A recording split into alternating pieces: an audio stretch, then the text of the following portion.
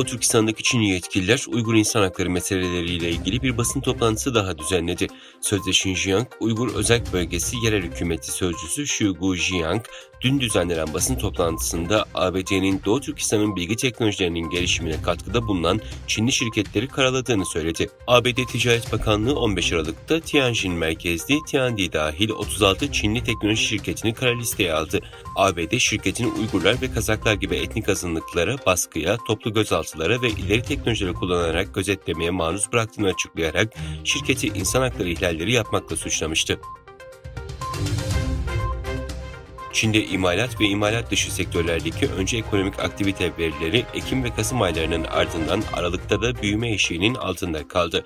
Çin Ulusal İstatistik Bürosu'nun yayımladığı resmi verilere göre imalat sanayi geçen aya göre 1 puan azalarak 47'ye, imalat dışı sanayi ise 5.1 puan düşüşle 41,6'ya indi.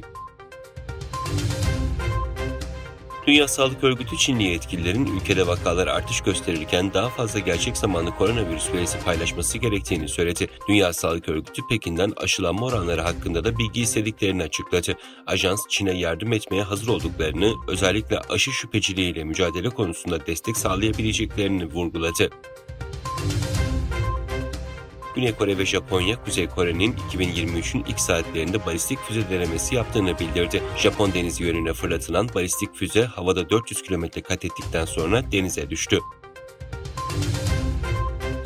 Kanada Federal Hükümeti, Çin, Hong Kong ve Macao'dan havayoluyla Kanada'ya gelecek yolcular için yeniden COVID-19 testi isteneceğini açıkladı.